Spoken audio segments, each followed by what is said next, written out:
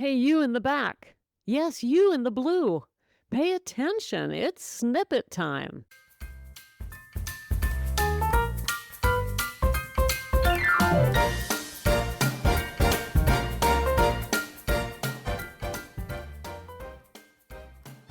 Hello, and welcome to Sober Living Snippets, where we live alcohol free so we can heal our relationships, feel youthful again, and ditch regret and shame. Gals, today I am going to talk to you about recovery. What does it mean? Why do we use the word? What is it? How do we get it? Why do we care? Recovery. I actually hated that word for a long time. I didn't even know what it meant, and it just annoyed me. But if you haven't noticed, a lot of things annoyed me when I was drinking. I was a very annoyed person. What can I say? That's what alcohol does to us, right? So I don't know why they use the word recovery, but here's how I came to understand it all. When I first fell apart and finally, hit my bottom and decided, oh my God, well, I didn't decide, had no choice but to do or die, right? Finally figure this thing out or just give up living altogether in 2018 at 52. Well, there was nowhere for me to get supported. The doctor and the counselors would just point me towards 12-step meetings, and that was really it. I could do talk therapy or go sit in 12-step meetings. Now, thank God I stuck with it. And I managed to recover, but it was not an easy journey, and it was many, many false starts. And I kept thinking the whole time, if there was just a program for me, a woman like me, a professional woman who's 52, I'm of a certain age, and I've been drinking while doing a career and all of these things that applied to me as in my personal life. Why isn't there something for me? And so I have spent the last 5 years creating something for us, for women like me, over 40, professional women who are high functioning and know they have to give up alcohol and don't want to sit and do talk therapy and don't want to sit and do 12-step meetings. And what are we going to do? What is out there just for us? This is what's out there just for us. Me, Becca, and the snippets, and my coaching program. And that reminds me, you know what you want to do today? You want to go to the show notes, click the link, and book a discovery call with me, because the time has come. It's 2025. The time has come for you to take the next step into recovery. And if you are listening to this, you are the ideal person to join me on the journey to recovery. So let's talk about this. What is recovery in terms of us? This is just for us. I've created these definitions over 5 years. They apply to us, not to everybody, just to us. Well, several things I would give for a definition. Let's start with true recovery is growing stronger and more resilient instead of waiting for life to get easier. So in other words, if we flip this on its head, we realize we're at a point in our lives where we know that life is life. It's always going to be hard. There's always going to be challenges. Yes, we have moments where things are going fairly smoothly, but for the most part, life is challenging. One thing or another is going to come up. So we can't wait around for life to get easy and organized. Okay, now I'm going to quit drinking and look at this recovery thing because life is now all organized and simple, and it doesn't happen. So if we're waiting for that, we're waiting forever. So true recovery is growing stronger and more resilient instead of waiting for life to get easier. True recovery is also knowing how to handle life's difficulties without using a harmful crutch. Now, why do I say harmful crutch? Because we all use crutches. Escape is a natural human need. We need to escape. As I just finished saying, life is hard, right? Challenges come up. I'm not saying that every moment of life is hard, but life is full of challenges, and everybody experiences that. And that's why we need escape. It's a human need. We'd lose our minds if we didn't have some means of escape. So what do people do? They go to movies, 2 hours in a good movie, and you've just escaped for 2 hours. There's nothing wrong with that. Sports are an escape, or Other forms of exercise are an escape. We get into that runner's high, or whatever it is, and we feel better. We're in the escape mode. A good book is an escape. Social media is an escape. Well, right? But the problem is our means of escape, a bottle of wine or its cousin, vodka, is a harmful crutch, a harmful escape. So recovery is knowing how to handle life's difficulties without using a harmful crutch. So we now need to learn how to use less harmful crutch, a less harmful crutch.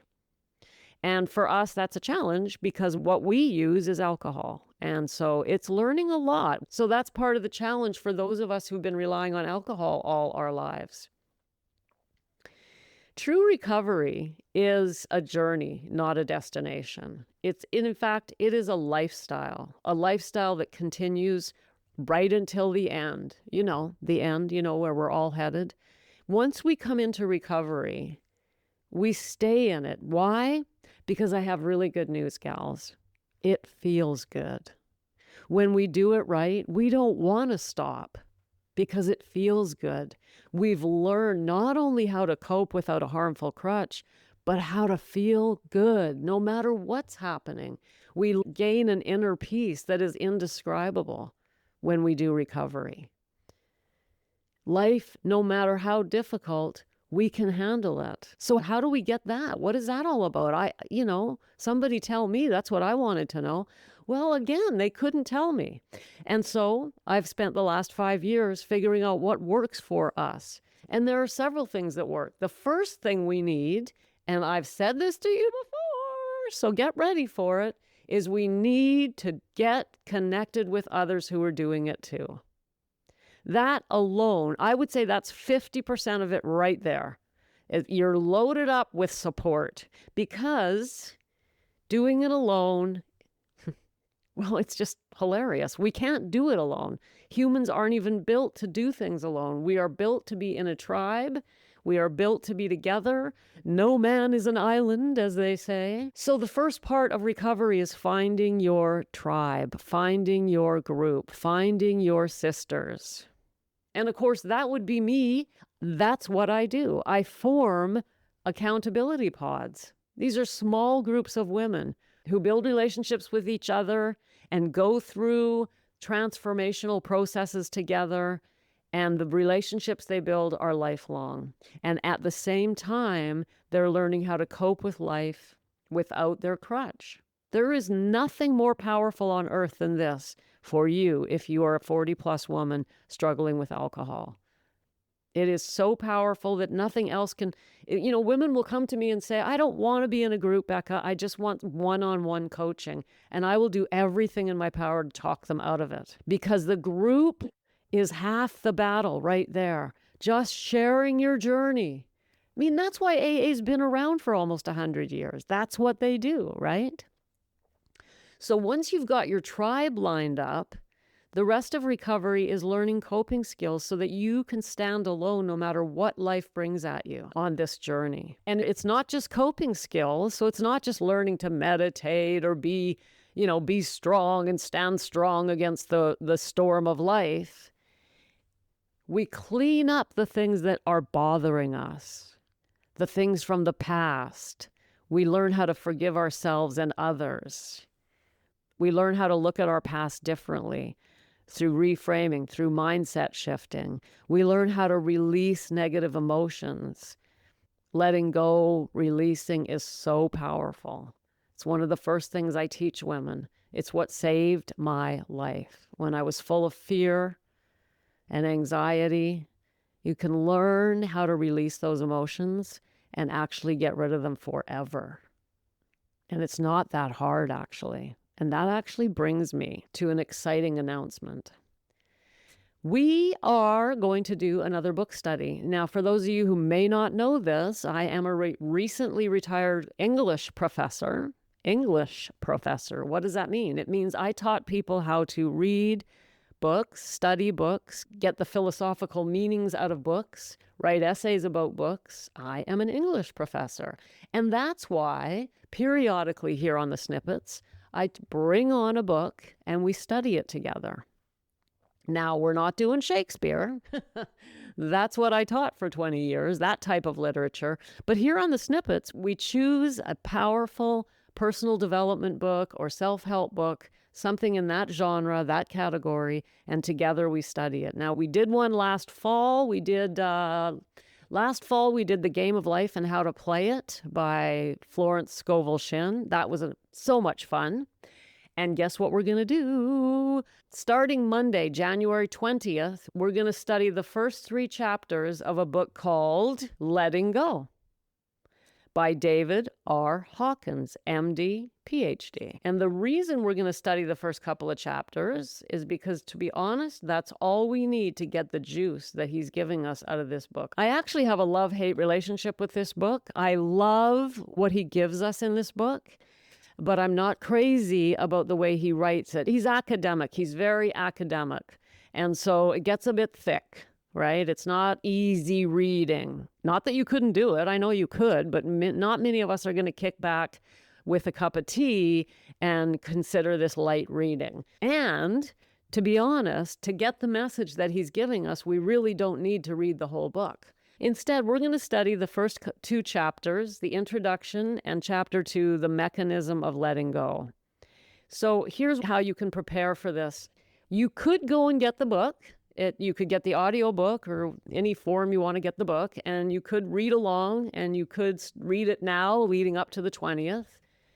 Or you could just show up to the Snippets, because what I'm going to do with this book, as I say, I'm not going through the whole thing. I'm not even going through the entirety of chapters 1 and 2. I am pulling out key pieces of these 2 chapters. I will read key quotes to you, and then I'm going to talk about them, because what will happen, we are going to walk away with a strategy for letting go of negative emotions and learning how to cope without drinking, without actually anything, by just letting go. This is the gift that David R. Hawkins gives to the world. It is so powerful and it's so transformative.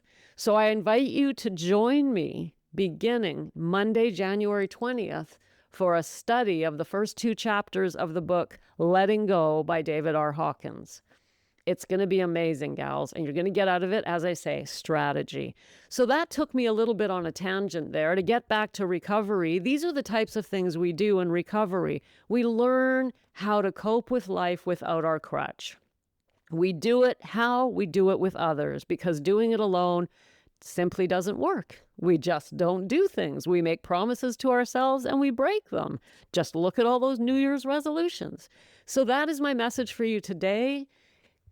Consider the fact that you need real recovery. Consider getting together with me for a discovery call and finding out what that's all about. Get ready for January 20th when we're going to start our little book study, our part of a book study.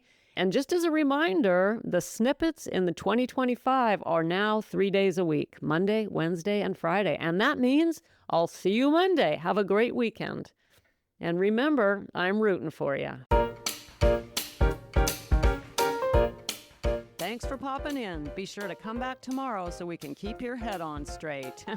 Sending you buckets of love.